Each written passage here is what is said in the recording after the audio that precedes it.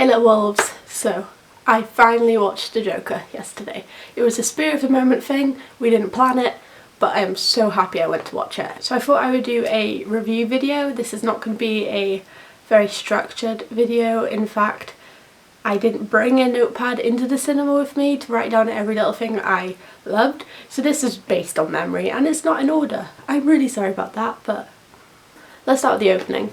The opening font and the era that the film is set is really appropriate, the 1960s. It gives it a different feel. It's not modern time Batman, it's a different time where political strife is quite heavy, and I think it was an amazing setting to set this film. Now, the mother, I'm not 100% sure on the actress's name, but I know her from American Horror Story, was really well acted. She's always a good actress. I knew she'd be good. The relationship between her and Arthur was really good at the start, and then obviously it went like that. Didn't make a crashing sound, it was more like multiple explosions. But it was a son looking after his mum and then spiralling into this madness once he finds out the truth behind his adoption and how his mum had been lying to him his entire life and how he was abused by her own hand. So it's perfect that it shows this loving, adoring son looking after his ill and ailing mother, just going down and down and down once he finds out the truth. Also, the whole Thomas Wayne being his father, I remember when it came up in the letter, I looked over to my brother, he was watching it with me, and I was like, oh my god, look. He just looked at me like, come on now. This is obviously not going to be what's happening here. And he was right. Now, Joaquin Phoenix completely transformed in this role. I think everyone that's took on this role has done some transformation one way or another. Even Jared Leto. I know a lot of people don't like him, but you cannot say he didn't get into the role. I mean, you don't have to send pig heads and stuff, but each to their own. He completely transformed into this role. The scenes where he was shirtless and you could see his protruding ribs, they were quite hard to watch, but that's only because you don't like seeing people like that. He was amazing in this role. He really took it on and he made it his own, and he is definitely up there with Heath Ledger, if not I think better, and I don't like saying that because Heath Ledger was amazing. Also, his little comedy book where he was just writing down his ideas and stuff in them. There was one like quote that stood out, and I know it was meant to stand out. So the quote is, "The worst part of having a mental illness is people expect you to behave as if you don't." I found that really powerful and meaningful and just like a really outstanding part of the film. I thought the film overall was really powerful, and look, I get it that for some people it's a bit much, and it does portray people with mental illness as having this tendency to snap and just go on a killing spree, I guess, in Joker's case. But the fact that it even attempted to portray mental illness is a step in the right direction. It's not the most violent film I've ever seen. I've definitely seen worse. I don't see what the problem was with the violence. It's a 15 in the UK, I'm not sure what it is in America. So people under 15 shouldn't be going anyway, and if they do, that's their own fault for seeing stuff like that. And I just don't understand the criticism about the violence. I've seen way worse. But then on the other hand, I do understand why some people got a bit offended by it. The portrayal of mental illness is kind of shown like anyone with a mental illness might snap, and obviously that's not true. But like I said, the fact that they even showed mental illness in any light is good. Right, let's talk about the dance and the music. The dance was very unique, especially the multiple pelvic thrusts. There was so many. The music was really appropriate and right, especially the score with the low bass tone that kind of like ran throughout the movie. I really enjoyed that, especially like you'd have this happy song and then the bass would come on and I'd be like, oh fuck's sake, what's happening now? what's gonna happen to him now? It really does set the mood for the scene and the whole film as a whole. Is it bad that I didn't actually know the girlfriend was going to turn out to be fake? Probably. I feel like everyone else knew that was coming and I didn't. And I got even more like heartbroken when I found out that she was fake. Especially because like she was supporting him, and oh my god, that scene.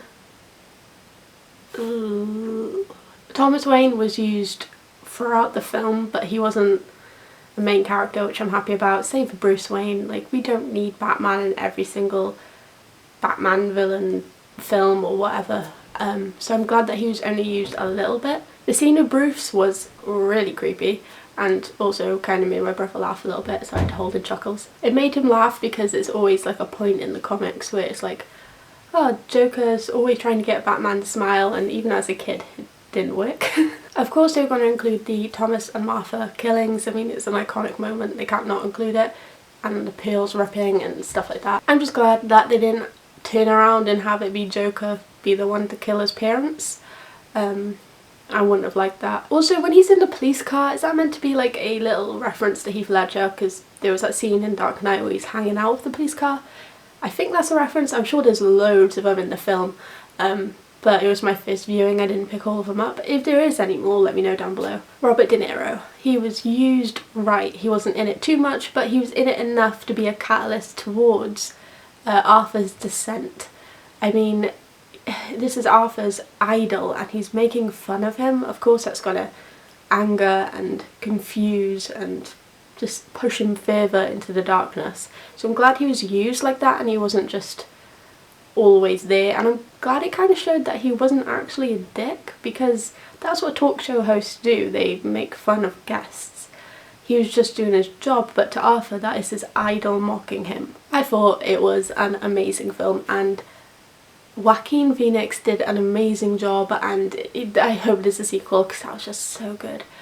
The whole criticism with it being compared to Endgame, you cannot and should not compare those two films. They're on completely different spectrums. I enjoyed Endgame a lot. It was an event to go to that in the cinema, especially with the cinema being as packed as it was. And it was a really fun night watching it. Joker was really good. It was really powerful and impactful, and it was a completely different spectrum to Endgame. I enjoyed both. I may even say that I enjoyed Joker more, which is hard for me to say because I loved Endgame.